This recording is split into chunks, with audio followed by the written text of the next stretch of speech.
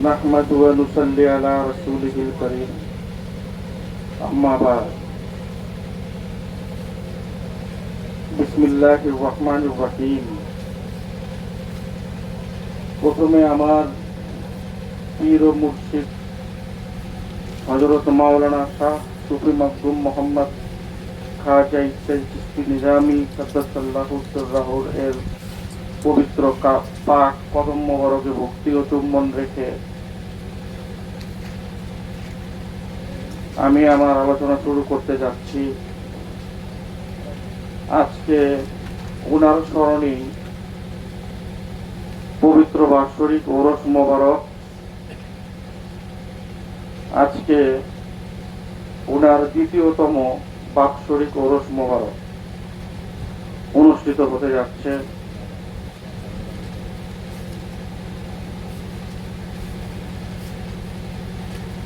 তো এইখানে যারা উপস্থিত আছে প্রত্যেকে বা অনেকে, বেশিরভাগ মানুষই কোনো না কোনো দরবার শরীফের ভক্ত বা মুরিদ উপস্থিত আছে। এখানে ছোট বড় যারা উপস্থিত আছে তাদের প্রত্যেকের প্রতি আবার সালাম, আসসালামু আলাইকুম ওয়া রাহমাতুল্লাহি ওয়া বারাকাতুহু।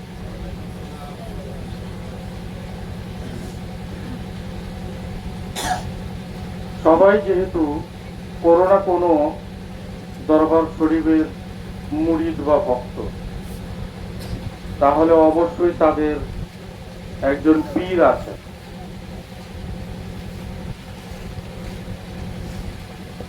তাদের পীর যদি থেকে থাকে অবশ্যই তারা তাদের পীরের অনুসারী।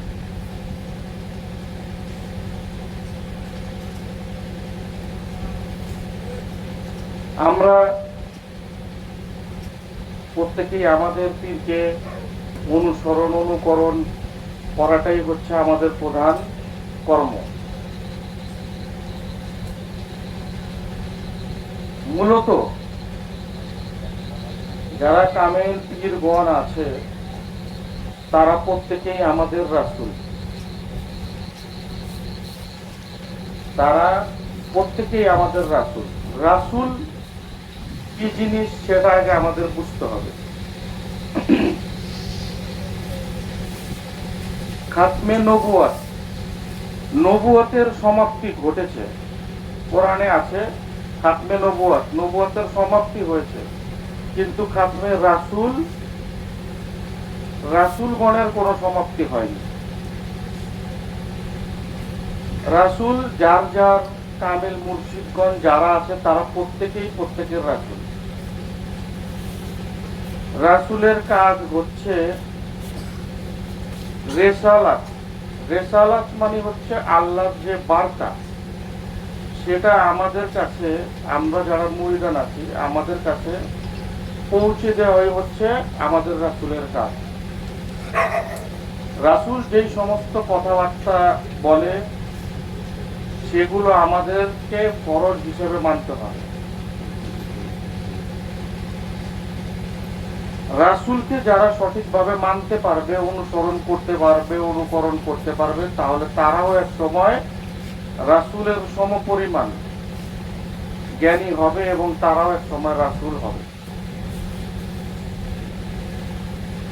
মূলত আমরা যে প্রত্যেক লোক কোনো না কোনো দরবার শরীফে বা যে কোনো তরিকাতে আমরা বায়াত গ্রহণ করি। আসলে আমরা কিসের জন্য বায়াত গ্রহণ করি আমরা সেই জিনিসটাই আমরা মনে রাখি না। মূলত বায়াত গ্রহণ করার উদ্দেশ্যটা কি আমাদের?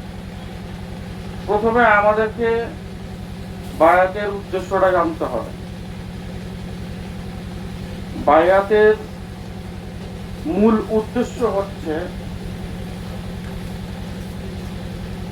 আল্লাহর যিনি রাসূল আছে, যার নিকট আমরা বায়াত গ্রহণ করব, তিনি হচ্ছে প্রভু প্রাপ্ত একজন ব্যক্তি। সেই ব্যক্তি প্রভুকে হাসিল করেছে এবং প্রভুত্ব হাসিল করেছে। আমাদের উদ্দেশ্য তাদের নিকট গিয়ে তাদের অনুসরণ অনুকরণ করে তাদের হুকুম আহকাম মেনে তাদের গোলামি করে আমাদেরকে তাদের মতো প্রভু প্রাপ্ত হতে হবে। আমাদের প্রত্যেকের উদ্দেশ্য হলো এটা থাকবে। কিন্তু বর্তমান জামানায়, বর্তমান সমাজে মানুষ বায়াত গ্রহণ করে, কেউ কারো রোগের জন্য, কেউ ধন সম্পদের জন্য, কেউ আবার আল্লাহকে পাওয়ার জন্য যায়। অনেক ধরনের মানুষ বায়াতের জন্য যায়, কিন্তু মূলত উদ্দেশ্য হচ্ছে যে প্রভুকে কিভাবে পাওয়া যায়, তাকে কিভাবে হাসিল করা যায়, তার সান্নিধ্যে কিভাবে যাওয়া যায়, এটাই হচ্ছে মূল উদ্দেশ্য আমাদের। বর্তমান একজন পীর বা মুর্শিদ, মুর্শিদের নাম রক্ষা করার পিছনে কাদের হাত থাকে? একজন কামেল মুর্শিদ, তার নাম, তার মান, তার সম্মান সবকিছু রক্ষা করার পিছনে একজন ভক্তের হাত থাকে। একজন ভক্ত দ্বারা মুর্শিদকে মানুষ যাচাই করতে পারে। তো আমরা যে পীর ও মুর্শিদের কাছে যাই, আমাদের আচরণটা এমন হতে হবে, আমাদের আচরণটা এমন হতে হবে যাতে অপর ব্যক্তি বলতে বাধ্য হয় যে উনি কোন মুরিদের, উনি কোন পীরের মুরিদ। আমাদের আচরণটা এমন হতে হবে মানুষ যাতে বলে যে উনি কোন পীরের কাছে বায়াত গ্রহণ করেছে, সে এমন আচরণ কেন তার, সে একজন মহান ব্যক্তিত্ব সম্পন্ন লোক। তো বর্তমান সমাজে আমরা যারা মুরিদান আছি তাদেরকে দেখা যায় তাদের আচার ব্যবহার আচরণ এমন হয়ে যায়, তাদের আচার এবং আচরণের জন্য তাদের শায়েখ পীরকে দোষারোপ করে না, বলে যে কোন পীরের কাছে মুরিদ, তার পীর কি তাকে এই শিক্ষা দিয়েছে, কেমন শিক্ষা দিচ্ছে, কোন পীরের কাছে বায়াত হচ্ছে। তাহলে কথাটা কি হইল যে একজন পীরের মান সম্মান রক্ষা করার পিছনে একজন ভক্তের বিশাল বড় এক অবদান থাকে। তো এই বিষয়গুলো আমি মনে করি প্রত্যেক দরবারের মানুষের মনে রাখা উচিত। আল্লাহ, আমরা আল্লাহ হিসেবে যাকে জানি, উনি কখন আল্লাহ হইল, উনি যে আল্লাহ, উনি যে প্রভু, উনি কখন প্রভু হইল? উনি তখন প্রভু হইছে যখন সে বান্দা সৃষ্টি করছে। যতক্ষণ না পর্যন্ত প্রভু বান্দা সৃষ্টি না করছে, মানুষ সৃষ্টি না করছে, ততক্ষণ পর্যন্ত সে আল্লাহ হইতে পারেনি। সে মহাপ্রভু ছিল, কিন্তু তাকে আল্লাহ বলে কেউ ডাকার লোক ছিল না। যখনই বান্দা সৃষ্টি করছে তখনই সে আল্লাহ হয়েছে। একজন ব্যক্তি বিয়ে করলো, বিয়ে করার পর তারা স্বামী স্ত্রী সংসার করতেছে। সে যখন বিয়ে করছে তার স্ত্রী, সে একজন স্বামী যাকে বিয়ে করছে তার পাশে সে হলো তার স্ত্রী, কিন্তু সে কিন্তু আমরা বলি মেয়ে মায়ের জাত, কিন্তু সে কিন্তু মা না। ততক্ষণ পর্যন্ত সে মা না যতক্ষণ পর্যন্ত না উনি একজন সন্তানকে জন্মদান করে। যখন সে স্ত্রী একজন সন্তানকে জন্ম দেবে তখনই সে একজন মা হবে। আগে কিন্তু সে একজনের স্ত্রী ছিল, সে কিন্তু মা হয়নি। যখনই একজন সন্তান জন্ম দিচ্ছে তখন সে মা হয়েছে। অনুরূপ ভাবে সেই রকম বাংলার মাটিতে যত পীর অলি গাউস কুতুব আছে তারা কেউই পীর না যতক্ষণ না পর্যন্ত কাউকে বায়াত গ্রহণ না করে। যখনই কোনো একজন ব্যক্তিকে বায়াত গ্রহণ করেছে সে তাকে পীর হিসাবে মানছে, তখন সে পীর হয়েছে, শায়েখ হয়েছে। নয়তো সে শায়েখ না। আল্লাহর অলি হইতে পারে, আল্লাহর অনেক অলি আছে যারা এখনো বায়াত গ্রহণ করে না, করায়নি, এখনো করে না, অনেক অলি আছে, কিন্তু তারা পীর হতে পারে না। যখন বায়াত গ্রহণ করাবে তখনই সে একজন পীর হিসেবে গণ্য হবে। তাহলে কি একজন পীরের পরিচয় কিন্তু একজন মুরিদের দ্বারা বহন করে। তাহলে আমরা যারা শায়েখ ভক্ত, পীর ভক্ত আছি, যারা আমাদের আচরণকে এমন আচরণ করতে হবে যাতে মানুষ বাধ্য হয় যে সে কোন পীরের মুরিদ, তার পীরকে দেখার সাত মানুষের কাছে। আমাদের আচরণটা এমন হতে হবে, আমাদের আচরণের মধ্যে এই স্বভাব আনতে হবে যাতে মানুষ তার পীরকে দেখার আগ্রহ প্রকাশ করে যে তার পীর কেমন। দেখেন, কোন পীর কোনো ভক্তবিন্দুকে শিখিয়ে দেয় না তোমরা এটা করো, ওইটা করো, উল্টা পাল্টা চলো। যারা যেভাবে উল্টা পাল্টা চলতেছে, অন্যায় করতেছে, সেটা তাদের ইচ্ছায় করতেছে। এখানে পীরের কোনো শিক্ষা নাই।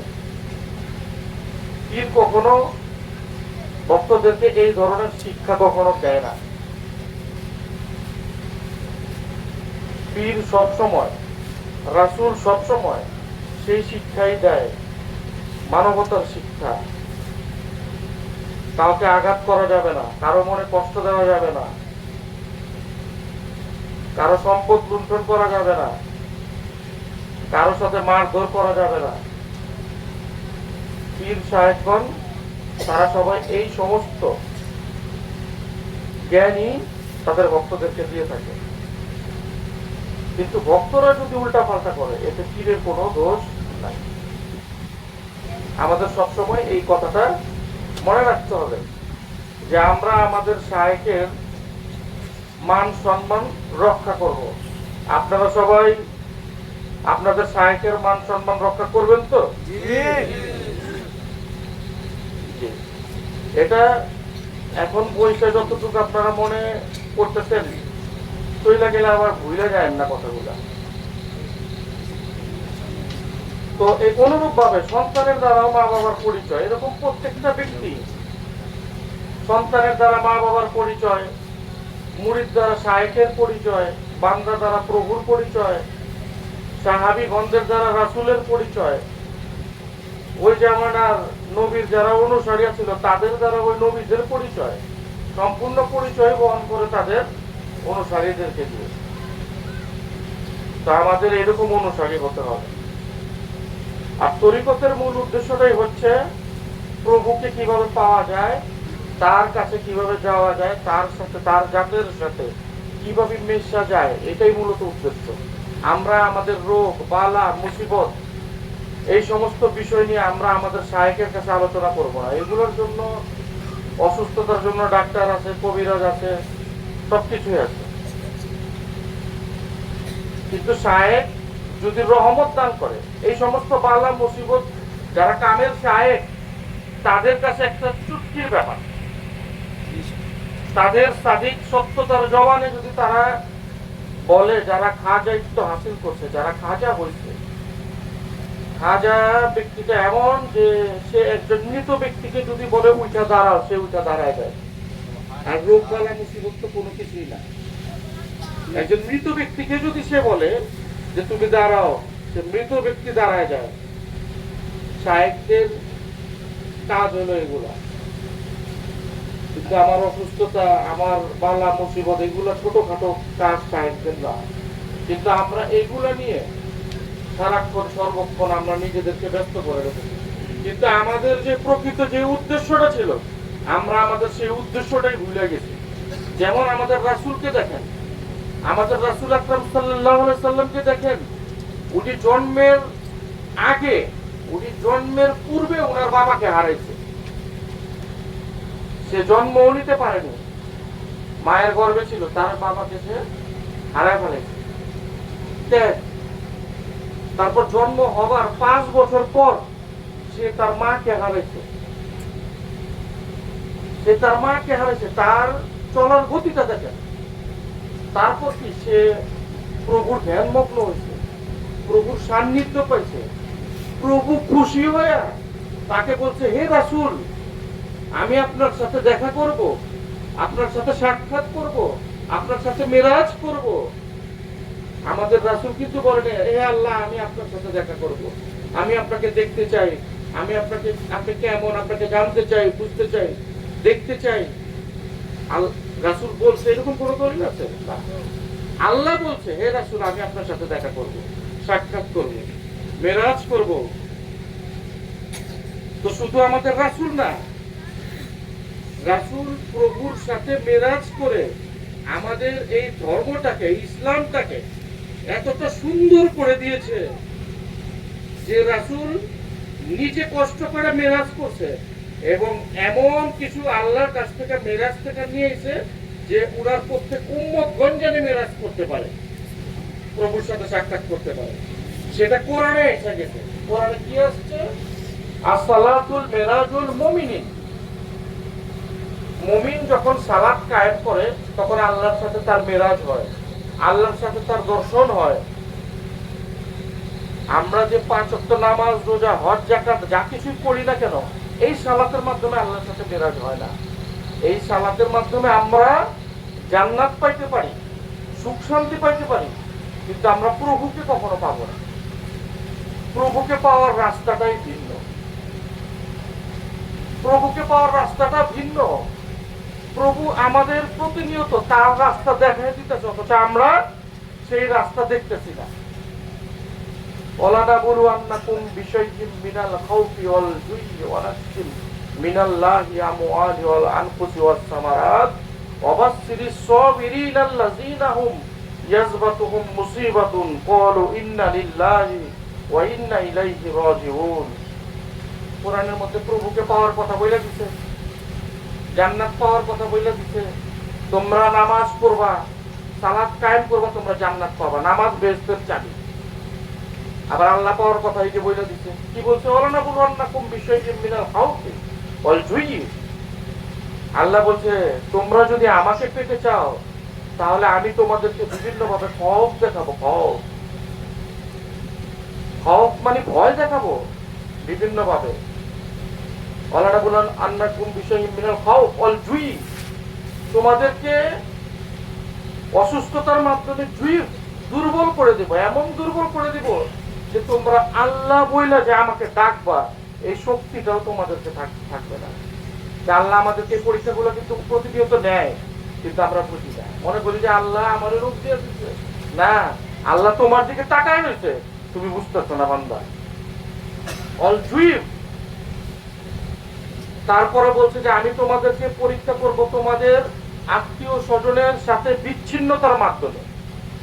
আমি তোমাকে পরীক্ষা করব তোমাদের ফল ফসল নষ্ট কইরা দেওয়ার মাধ্যমে। আপনি কানি ফসল ফল আপনি ক্ষেত লাগাইছেন, আপনার ফসল নিমিষে নষ্ট হয়ে গেছে। কোরআনে বলতেছে ফল ফসল এগুলোকে ধ্বংস করার মাধ্যমে আমি তোমাদেরকে বিভিন্ন ভাবে পরীক্ষা করব। আমাদের ফসল নষ্ট হয়ে গেলে আমরা কি করি?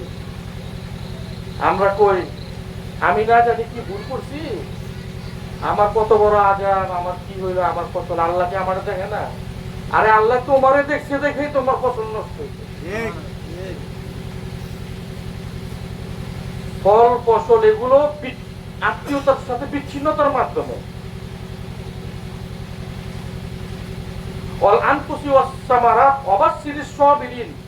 এই সমস্ত পরীক্ষাগুলা করার পরে তুমি যদি সবুর করতে পারো, অবাসিরিস সাবিরিন, আল্লাহ বলছে যে ইন্নাল্লাহা মা'আস সাবিরিন, আমি সবুরকারীর সাথে থাকি। তো অবাসিরিস সাবিরিন এগুলো করার পরে যদি তুমি সবুর করতে পারো, তাহলে ক্বালু ইন্না লিল্লাহি ওয়া ইন্না ইলাইহি রাজিউন, তখন বান্দা আল্লাহর হয়ে যায়, আল্লাহ বান্দার হয়ে যায়।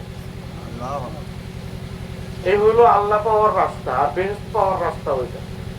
তো আল্লাহ প্রত্যেকটা রাস্তা আমাদেরকে বইলা দিয়ে গেছে, কিন্তু আমরা আল্লাহর অনুসরণ করি না। আল্লাহ বলছে নাহনু ইলাইহি মিন হাবলিল ওয়ারিদ, তোমরা কেন দেখো না আমরা তোমার সাহা রগের চেয়েও নিকটে আছি। তার মানে আল্লাহকে দেখা যায়। দেখা না গেলে আল্লাহ কেন বললো? আল্লাহ কি মিথ্যা কথা বলে কখনো? না। আল্লাহ কেন বললো নাহনু ইলাইহি মিন হাবলিল ওয়ারিদ, তোমরা কেন দেখো না আমরা তোমার সাহা রগের চেয়েও নিকটে আছি। আল্লাহ এখানে আমরা কথাটা উচ্চারণ করছে যে আমরা তোমার সাহা রগের চেয়েও নিকটে আছি। তার মানে কি অনেকগুলো আল্লাহ? না, আমরা তোমার সাহা রগের চেয়েও নিকটে আছি মানে আল্লাহ যেহেতু আছে, আল্লাহর সাথে সবই আছে। 4 ফেরেশতা আছে, আজরাইল, মিকাইল, ইসরাফিল, জিবরাইল। আল্লাহ যেখানে আছে 4 ফেরেশতাও সেখানে আছে, সব মালাইকাগণও সেখানে আছে। তো এই কারণে আল্লাহ বলছে তোমরা কেন দেখো না আমরা তোমার সাহা রগের চেয়েও নিকটে আছি। আল্লাহ বলতেছে ওয়া হুয়া মাকুম আইনামা কুনতুম, তোমরা কেন দেখো না আমি তোমার সামনে আছি।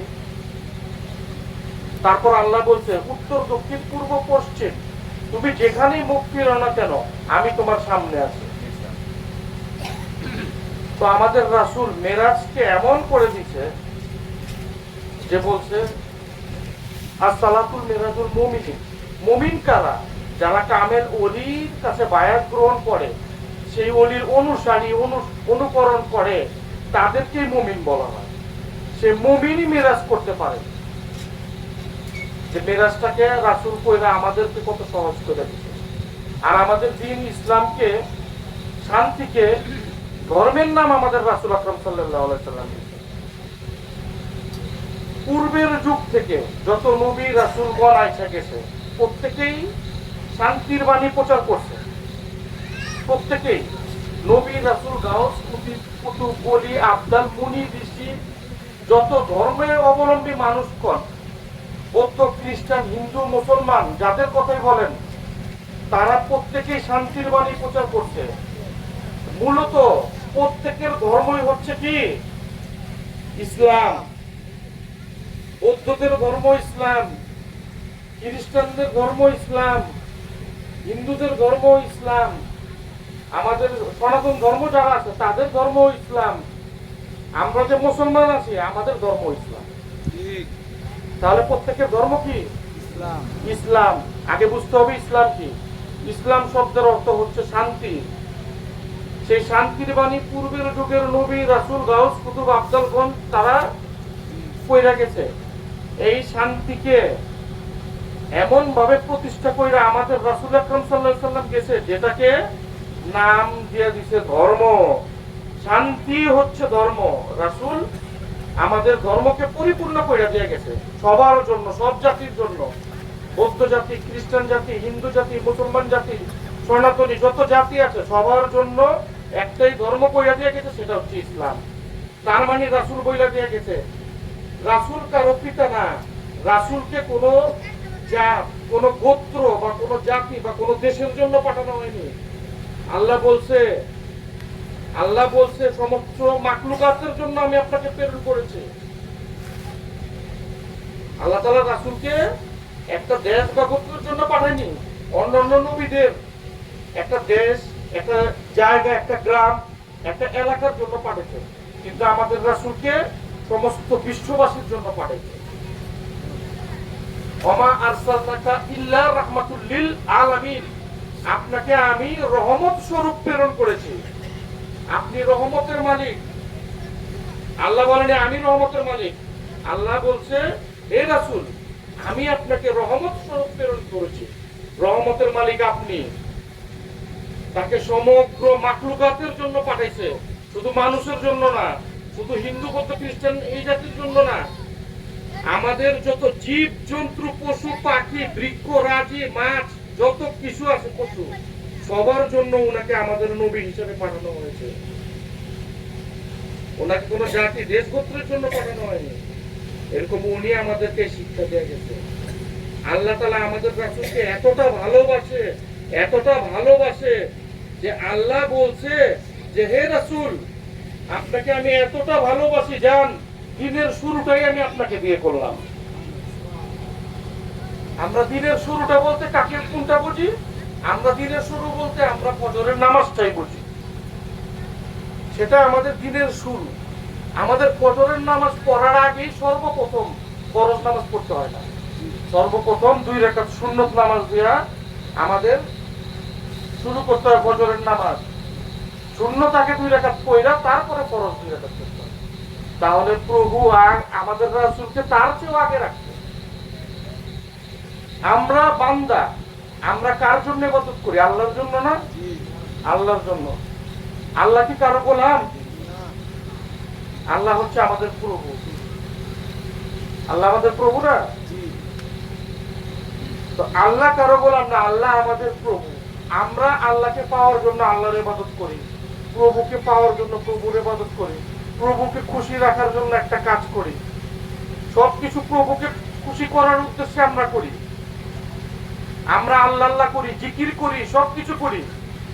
আর স্বয়ং আল্লাহ আমাদের রাসূলের দুরূদ পাঠ করে।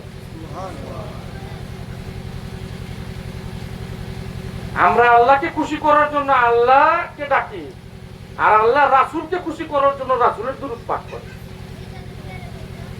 এটা কি আমার কথা? অনেকে ভাবতে পারে যে এটা আমি বুঝি কথাটা বললাম, না, এটা আমার কথা না, এটা কোরআনের কথা।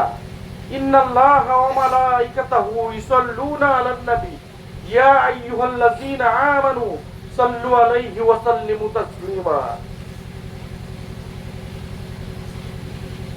হে মালাইকাগণ, হে ফেরেশতাগণ, তোমরা আমার হাবিবের নামে দুরূদ ও সালাম পেশ করো। ফেরেশতাদেরকে আল্লাহ বলতেছে, হে মালাইকাগণ, অমালাইকাতিহি, হে মালাইকাগণ, তোমরা আমার হাবিবের নামে দুরূদ ও সালাম পেশ করো। আমি আল্লাহ তার প্রতি দুরূদ ও সালাম পেশ করি। তার মানে আল্লাহ স্বয়ং রাসূলের প্রেমিক। যারা রাসূলের চরিত্র, যারা রাসূলের চরিত্র, রাসূলের অনুকরণ, রাসূলকে অনুকরণ করা যাবে না। অনুকরণ করলে মনে করেন না যে আমি রাসূল পায়া গেলাম, সুন্নত কইরা ফেলাইলাম। রাসূলকে অনুসরণ করতে হবে। রাসূলকে অনুকরণ কারা করে? দেখবেন অনেকে দাড়ি রাখছে, রাসূল দাড়ি রাখছে, আমরাও দাড়ি রাখছি। রাসূল পাগড়ি পরছে, আমরাও পাগড়ি পরছি, সুন্নত। রাসূল জুব্বা পরছে, আমরাও জুব্বা পরছি, সুন্নত। রাসূল মধু খাইছে, আমরাও মধু খাইছি, সুন্নত। তো এইগুলো হচ্ছে রাসূলের অনুকরণ। কিন্তু সব সুন্নত পালন করছে, কিন্তু মানুষের জায়গা লুণ্ঠন করে রাখাইছে। মসজিদ থেকে নামাজ পড়া বাইরে একজনকে গালি দিছে, একজনকে মাইক দিছে। যে রাসূলের অনুকরণ কইরা কি আমি রাসূলের উম্মত হইতে পারছি? পারিনি। আমাদের কি করতে হবে? রাসূলকে অনুসরণ করতে হবে। অনুসরণ বলতে কি বলতেছে? তার যে পোশাক পরিধান, তার যে লেবাস, এটা অনুসরণ করার কথা রাসূল আকরাম সাল্লাল্লাহু আলাইহি সাল্লাম বলেনি। রাসূল বইলা গেছে, তোমরা আমার আখলাক অনুসরণ করো। আখলাক মানে কি? রাসূলের চরিত্র। তোমরা আমার চরিত্র অনুসরণ করো। আমি কোন চরিত্রে? আমার যে চরিত্র, সেই চরিত্রে তোমরা চরিত্রবান হও। তাহলে আমি রাসূল তোমাকে উম্মত বলে স্বীকৃতি দেব, অন্যথায় তোমরা আমার উম্মত না। আমরা কি রাসূলকে পাইছি? পাইনি। রাসূলকে দেখছি? দেখিনি। যে সর্বপ্রথম আমি যে আলোচনার মধ্যে ফার্স্টে কি বলছি, আমাদের রাসূলকে, আমাদের রাসূল হচ্ছে যার যার পীর ও মুর্শিদ। আমরা সেই রাসূলের তাকে দেখিনি, আমরা আমাদের মুর্শিদকে দেখছি। সে কিভাবে হাঁটে, সে কিভাবে চলে, তার চরিত্রটা কেমন, আমরা সেই মুর্শিদকে দেখেছি। আমরা আমাদের সেই রাসূলের আখলাককে অনুসরণ ও অনুকরণ করব। আমরা যদি তার অপোজিট করি, তাহলে সে মুরিদের খাতায় আর থাকবে না। রাসূল যেরকম তার উম্মতদেরকে অস্বীকার করবে, পীর মাশায়েখ গণ তাদের মুরিদকে অস্বীকার করবে। যদি তারা তার মুরিদের সেই লেহাজ, তার মান সম্মান যদি রক্ষা করতে না পারে, মা বাবা দেখেন না সন্তানের প্রতি তিক্ত হয়ে তেজ্যপুত্র করে দেয়। যাকে এত কষ্ট করে জন্ম দিছে সেই সন্তানকে কেন তেজ্যপুত্র করে দেয় অতিষ্ঠ হয়ে? এইরকম আমাদের পীর মাসায়েখ গণ, এরকম আমাদের রাসূলও, এরকম প্রভুও। পীর যাকে মুরিদ বলে গ্রহণ করে নেবে, রাসূল তাকে উম্মত বলে গ্রহণ করে নেবে, এবং আল্লাহ তাকে বান্দা হিসেবে স্বীকৃতি দান করবে। একের সাথে তিনের যোগাযোগ আছে, একের সাথে তিনের যোগাযোগ আছে।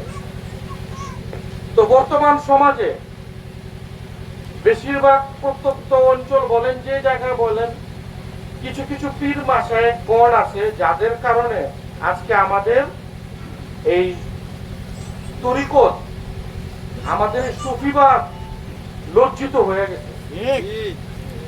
বর্তমান সমাজে কিছু কিছু পীর মাসায়েখ গণের কর্মকাণ্ডের কারণে বা কিছু কিছু মুরিদানের কর্মকাণ্ডের কারণে সুফিবাদকে অনেকে ঘৃণা করে। কিন্তু সুফিবাদই শান্তির পথ। এই শান্তির পথটাকে অশান্তির পথ মানুষের কাছে বানায় ফেলছে কারা? আমরা নিজেরাই। এত এত মাজার, এত এত মাজার গুলো, ওলিয়া উলিয়াদের মাজারকে ভাঙা হয়েছে কাদের কারণে? মাজার কি কারো কোনো ক্ষতি করছে?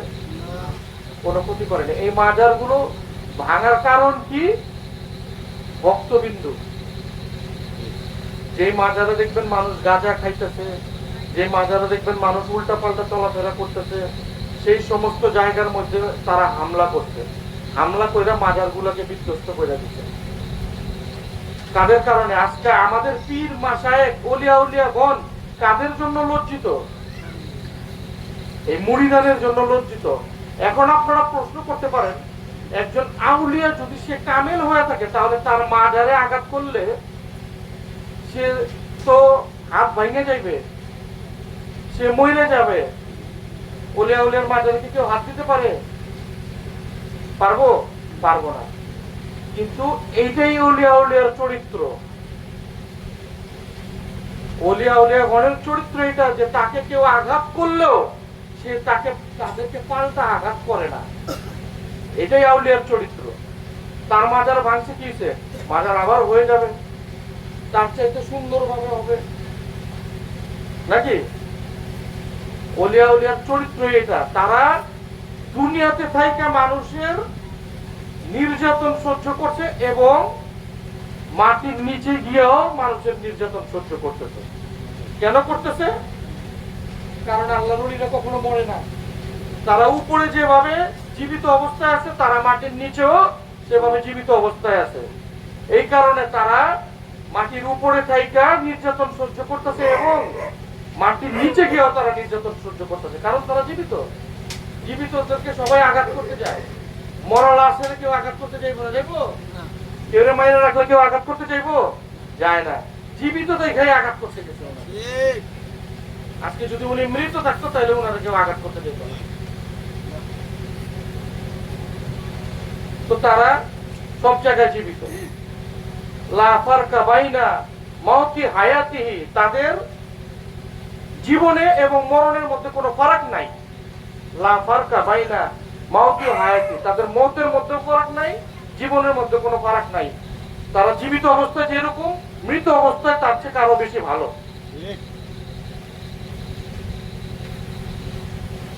তো ওই ধারণাটা আপনাদের ভিতরে রাখেন না। এত এত মাজার ভাঙা দিল, তারা কোনো প্রতিবাদ করলো না।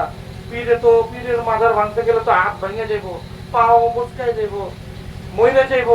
এটি পীরের চরিত্র না, ওলিয়া উলিয়াদের চরিত্র এটা না। তারা ওই যে বললাম, দুনিয়াতে থাইকা নির্যাতন সহ্য করছে এবং মাটির নিচে থাইকাও তারা নির্যাতন সহ্য করে। যেমন আমাদের ইমাম হোসেন আলাইহিস সালাম, আমাদের হোসেন আলাইহিস সালাম নাওয়া শাহে রাসূল, উনাকে কারবালার ময়দানে নৃশংসভাবে হত্যা করা হয়েছে। উনাকে যখন হত্যা করা হয়, সমস্ত জিন জাতি এসে পড়ছে, সমস্ত দানব জাতি এসে পড়ছে। সবাই এসে বলতেছে, হে আকা। জিন জাতিরা বলতেছে, হে আকা, হে খোদা।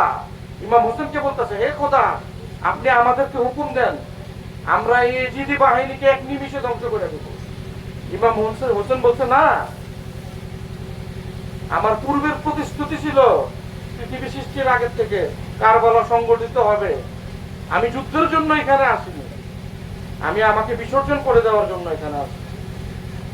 কারবালার ময়দানের মধ্যে উনাকে মারা হয়েছে কি অবস্থায়? সালাতরত অবস্থায় উনি ছিলেন। উনি যখন সেজদায় অবনত অবস্থায় ছিলেন তখন তার গর্দন নেওয়া হয়েছে। একটা ময়দানের মধ্যে দুইটা জামাত হয়েছে। জামাত কি দুইটা হইতে পারে একটা ময়দানে? জামাত হবে একটাই। নামাজের জামাত একটা ময়দান থাকলে একটাই জামাত হবে, সেখানে দুইটা জামাত হয়েছে। মুসলমান দুই প্রকার, জেনে রাখেন আপনারা আজকে। মুসলমান দুই প্রকার, একটা হচ্ছে ইয়াজিদি মুসলমান আর একটা হচ্ছে হোসাইনি মুসলমান। সেই কারবালার ময়দানের মধ্যে জামাত দুইটা কেন হলো? ইয়াজিদি জামাত যারা করছে তাদের মধ্যে বড় বড় শত শত হাজার হাজার মাওলানা ছিল, মুফতি ছিল, আল হাদিস ছিল, মুহাদ্দিস ছিল। আর ইমাম হোসেন আলাইহিস সালাম ৭১ জন ৭০ জন মানুষ নিয়ে সে তার নামাজ পড়ছে, ইমামতি করছে। তো দুইটা কেন? নামাজের দুইটা নামাজ কেন? তার মানে ওদের নামাজ আর হোসাইনি নামাজ সম্পূর্ণ আলাদা নামাজ, এক নামাজ না। তারা ইয়াজিদি মুসলমান আর আমরা যারা তরিকতপন্থী যারা আছি আমরা সবাই হোসাইনি মুসলমান। ইমাম হোসেন আলাইহিস সালামকে ভাবে এমন ভাবে নৃশংস ভাবে হত্যা করেছে, তার সমস্ত শরীরে আঘাত করতে করতে করতে করতে কত বিক্ষত করে ফেলছে। তার দেহের মধ্যে তীর ঢুকার আর কোনো জায়গা নাই বাকি, যেখানে তীর গিয়া ঢুকবো এত তীর তার ভিতরে ছিল। তারপরও সে সেজদায় অবনত ছিল। কোরআন হচ্ছে কালাম আর হোসাইন হচ্ছে তাফসীর। কোরআন কালাম, ইমাম হোসেন আলাইহিস সালাম হচ্ছে তাফসীর। কি আছে? কালাম কি? আমাদের কালাম কোরআন। ইয়া আইয়ুহাল্লাযীনা আমানু বিস-সাবরি ওয়াস-সালাত, তোমরা সবুরের মাধ্যমে সালাত আদায় করো। সবুর কি জিনিস? হযরত ইমাম হোসেন আলাইহিস সালাম কারবালার ময়দানে দেখাই দিয়ে গেছে। এই কারণে কোরআন হচ্ছে কালাম, তাফসীর হচ্ছে ইমাম হোসেন আলাইহিস সালাম। নারে তাকবীর, আল্লাহু আকবার, নারে রিসালাত, দল কাজা ইসেলচা জিন্দাবাদ জিন্দাবাদ, দল কাজা ইসেলচা জিন্দাবাদ জিন্দাবাদ, দল কাজা কিরণ জিতে জিন্দাবাদ জিন্দাবাদ, দল কাজা কিরণ জিতে জিন্দাবাদ জিন্দাবাদ। আমরা সেই ইমাম হোসাইনের অনুসারী। ইয়া আইয়ুহাল্লাযীনা, কোরআন হচ্ছে কালাম, তাফসীর ইমাম হোসেন আলাইহিস সালাম। ইয়া আইয়ুহাল্লাযীনা আমানু বিস-সাবরি ওয়াস-সালাত, তোমরা সবুরের মাধ্যমে সালাত কায়েম করো।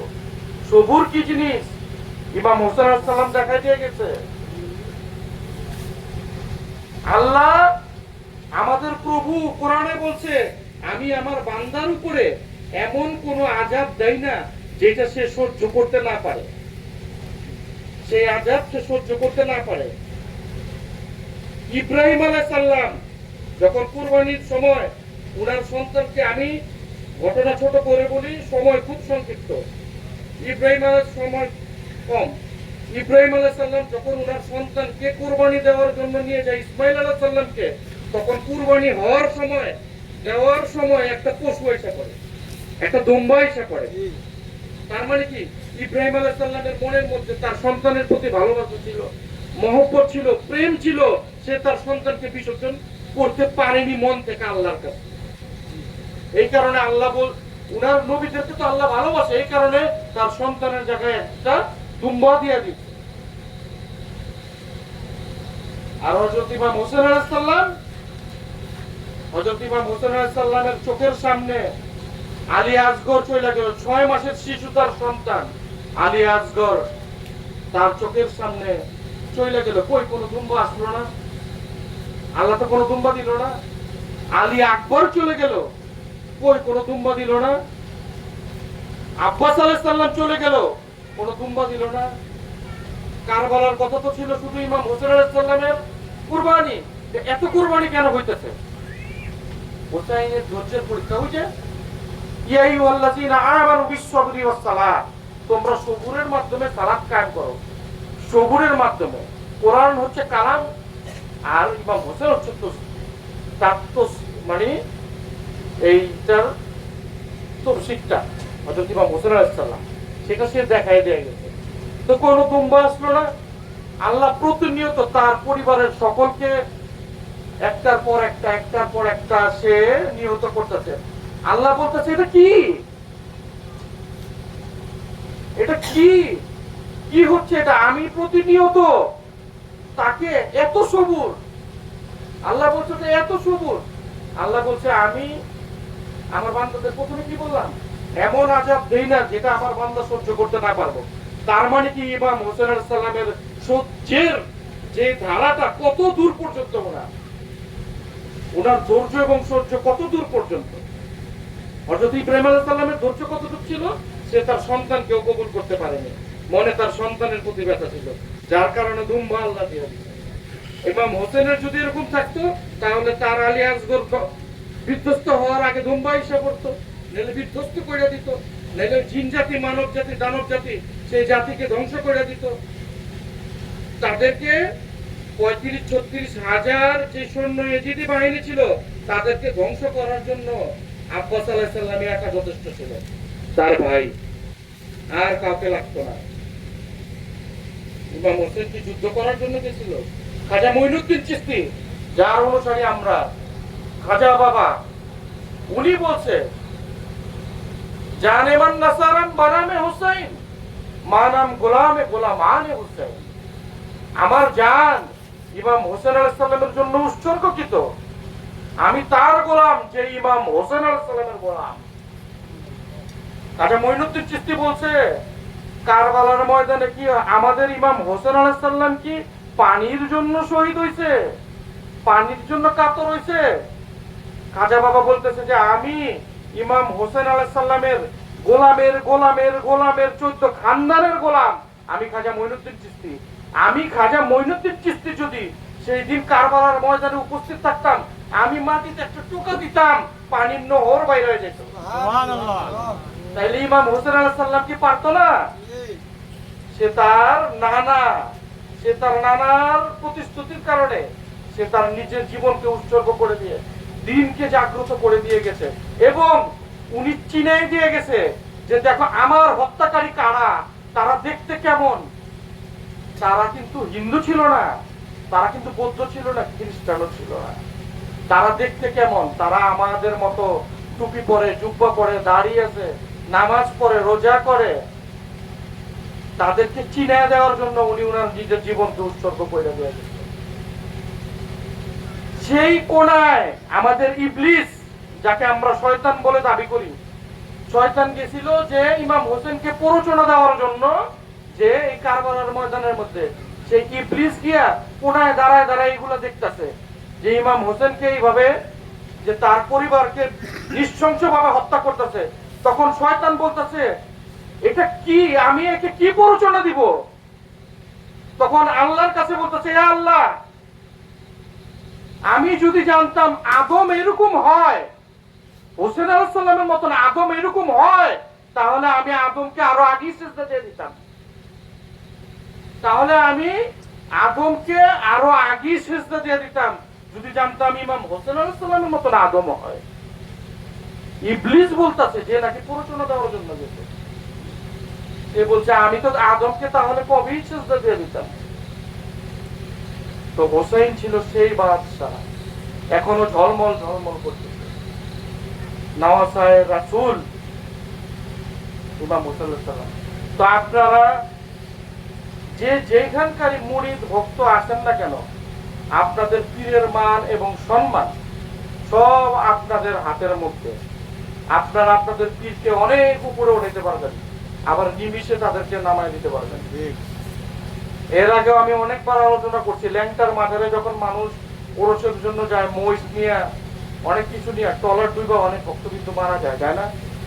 অনেকবার গেছে, এরকম আছে না যে অনেকে যারা তরিকাপন্থী লোক না, তারা বিভিন্ন ভাবে মন্তব্য করে ল্যাংটার একজন আউলিয়া, তার ওরসেনা মানুষ যা গেছে মহিষ নিয়ে, সেটা তার ওরসের একটা চিহ্নি। এই লঞ্চ আবার এই টলার আবার ডুবে কিভাবে? ল্যাংটা ট্রলার আবার কিভাবে ডুবে? কিন্তু সেই ট্রলার ল্যাংটা নিজেই ডুবাই দিছে, এইটা তো আর সে জানে না।